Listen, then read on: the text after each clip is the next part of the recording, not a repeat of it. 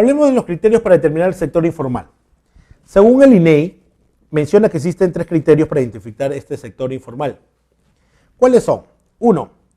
Dice, son informales las unidades productivas que no alcanzan el tamaño establecido como umbral, generalmente 5 trabajadores. Claro, ponen como promedio, ojo, puede ser un poquito más, un poquito menos, pero el sector informal digamos que son aquellos que simplemente alcanzan máximo 5 trabajadores. ¿Por qué? 5 trabajadores puede ser mamá, papá que trabajan en una juguería, están los hermanos y un ayudante, o un pequeño restaurante donde está 2, 3 mozos, ¿ya? El dueño que está de cajero y la dueña que está supervisando, está de cocinera de repente, ¿no? Entonces, esa es una unidad productiva de tamaños pequeños en general, ¿ya? Y que pone el INEI, dice que es fácil identificar, ¿ya? a alguien que está en el sector informal cuando tiene pocos trabajadores. Es uno de los elementos para identificar, no es un elemento sine qua non. Puede ser una sociedad y puede tener solamente 5 trabajadores, puede ser, sobre todo recuerden, las empresas tecnológicas, ¿no? Pero viendo pocos trabajadores es una forma de identificar el sector informal. Pero tengo que sumar los otros criterios. El otro dice, será informal las unidades productivas que no cumplan con la normativa legal en vigor para ejercer la actividad. Es decir, será informal cuando no cumples con alguna normativa de ley. ¿Cuáles son? ¿Ya? Registro tributario, licencia municipal, registro sanitario, etc. Algo. O sea, otro elemento, aparte de los pocos trabajadores, es que no haya cumplido con las normativas que por ley me exigen. Y otro elemento para identificar el sector informal se considera el tamaño de la unidad productiva y el cumplimiento de la normatividad en función a la disponibilidad de información o las ramas de actividad. ¿Qué significa? Tú serás también informal, ¿ya? De acuerdo a si eres una empresa pequeña, una unidad productiva pequeña.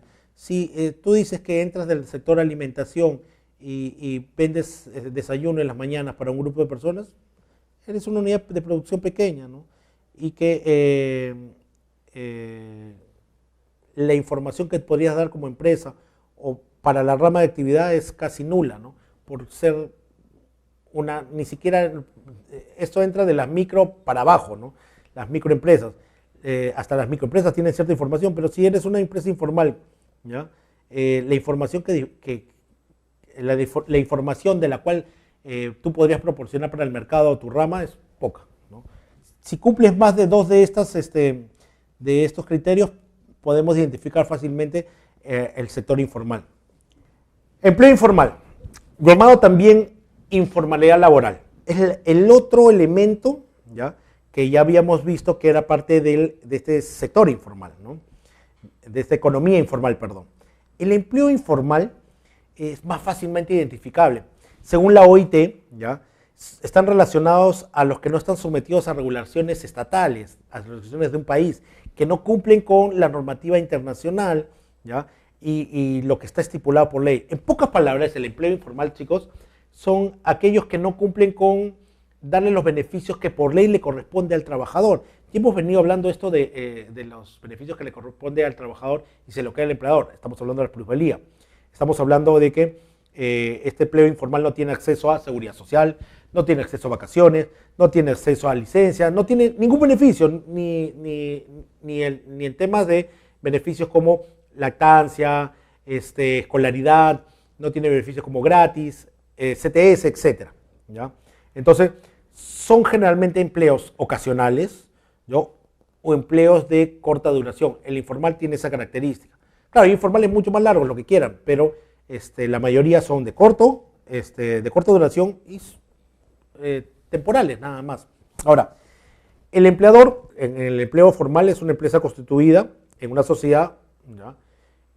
Pero en el empleo informal no lo es. El empleador no es una sociedad, ¿ya?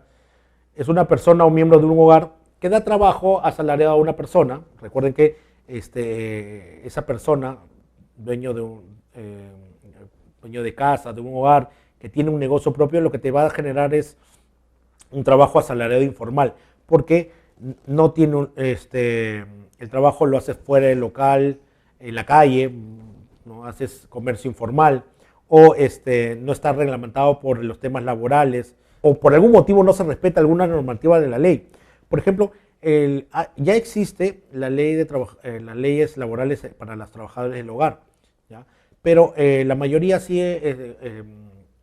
sigue pagándole poco y sin cumplir las normativas legales de estos empleados del hogar.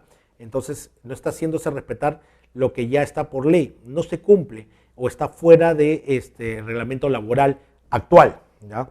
Entonces este empleo informal que se genera en el sector, fuera de este sector formal, o sea, el empleo informal se genera fuera del sector informal, ¿ya? Está hecho por hogares, ¿ya? En un tiempo determinado, y recuerden, es de corta duración. Me gustaría decirles que hay mucho empleo formal que los espera, eso no es cierto. El empleo formal es muy poco en relación al número de trabajadores que hay. Les contaré que ni siquiera el 10% del total de personas, miren, como lo había mencionado, a ver si recuerdan, de la demografía del trabajo, del total de población, ¿ya? Del total de población que hay en el Perú, ¿ya? De los 33, 34 millones que somos, ¿ya? En la demografía del trabajo se dividía en PET y no PET. El PET, población que está a trabajar, el no PET, población que no está a trabajar. El 60% es PET y el 40% es no PET, ¿ya? Después, del PET se divide en PI y PA, la población económicamente activa y la población económicamente inactiva. De esa, la población económicamente activa es las personas que están donde trabajar, trabajan. Y el PI, las personas que están en edad de trabajar, no trabajan. De ahí, el 40% es PA, el 60% es PI. Luego, el PA se divide en adecuadamente, que son el empleo formal, subempleado y desempleado, ¿ya? Subempleado es el empleo informal, ¿ya? Entonces, del PA, que ya decíamos que era 40 del 40, del 100, no, perdón, del 100, 60, 40, ¿ya? De ese 60, 40, y de ese 40% de población que queda, ¿ya? Solo el 10% es adecuadamente empleada. Entonces, el monto es pequeño. Si hablamos de porcentaje, en un salón de 100 personas, solamente uno o dos estarán con un empleo formal y adecuadamente empleado, es decir, aquellos que están en planilla, ¿ya? Hay más empleo informal y esa es una realidad. Profesor, ¿y cómo podemos cambiar eso? Bueno, tendríamos que cambiar muchas cosas en la economía, como la parte del Estado, como la parte de la legislación laboral, que las empresas contraten más gente porque vean mayor productividad en tener a la gente en planilla que no. Hay que decirlo también. Una persona que está en planilla, en el lado formal, cuesta mucho más, cuesta 3 veces que una persona que está en el lado informal, ¿ya? Esa es una realidad. Ahora dice, para la OIT también se incluye dentro de la informalidad laboral a todos los empresarios individuales de unidades informales y todos los ayudantes familiares, cualquier sea su situación formal o informal, de la unidad o producción donde trabaja. ¿Qué quiere decir esto? Miren, lo que pasa es que acá también, según la OIT, la informalidad laboral está en el ámbito empresarial privado también, ¿ya? No solamente en el informal. No entiendo, profesor, cómo la informalidad laboral está dentro de la empresa, el ámbito empresarial privado. Miren, primero, yo puedo tener mi microempresa y yo por ley tengo que tener el 10% de mis trabajadores en planilla. ¿Qué hago? Lo normal que hacen para sacar la vuelta a esta normativa del Estado es que me pongo en planilla el dueño, ya, digamos yo soy el dueño, me pongo en planilla yo y mi hijo, que es mi ayudante. Ya, ahí cumplí con el mínimo de personas que están en planilla, ¿ya? Para la MIPE, para la PYME, todo eso, ¿ya? Entonces, a pesar de que estoy en una empresa, entre comillas, formal, ¿ya? Solamente genero empleo formal para 2 personas, que son los dueños, parte de los dueños, como dice, al familiar o al ayudante, ¿no? Y la mayoría queda en informal. ¿Y cuál es esta informalidad laboral? Ya seas privado o público, cuando no te entrego todo lo que le corresponde por ley, ¿ya? Cuando no te entrego todo lo que corresponde por ley. ¿Cómo así, profesor? Lo que pasa es que tú puedes trabajar para una entidad del Estado o una entidad privada y es formal porque tiene los permisos, produce todo y tiene toda la legislación laboral y para producir en orden. Pero a ti te pago por recibo, por honorarios, a pesar de que tengo una relación laboral contigo larga.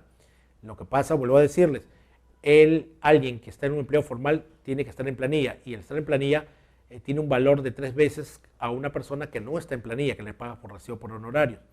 Entonces, ahí te das cuenta que a pesar de que puede estar en una empresa privada o una empresa del Estado formal, genera en algunos de los puestos, la gran mayoría, genera informalidad laboral. Acá podemos ver en el cuadro el cambio de tendencia después de 6 años en lo que es la informalidad laboral de 2008 a 2015. Bajando, bajando, bajando, bajando, pero en el 2015 subió un poco.